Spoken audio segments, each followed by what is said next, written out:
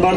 Буюрса бул сиздердин кошкон салымыңыздар дагы берекелүү болсун. Ушул биздин айтканда кичинекей ооруткан бөбөктөрүбүздүн дарылануусуна, жоос операциясына боло турган болсо, буюрса ийгиликтүү болсун Аллах Тааладан тилеп, өз даректүү жетүүсүн Аллах Таала биз дагы уят кылбай, аманаттарды жеткирүүнү насип кылсын. Дагы бир рет кош келипсиздер. Аман болуңуздар.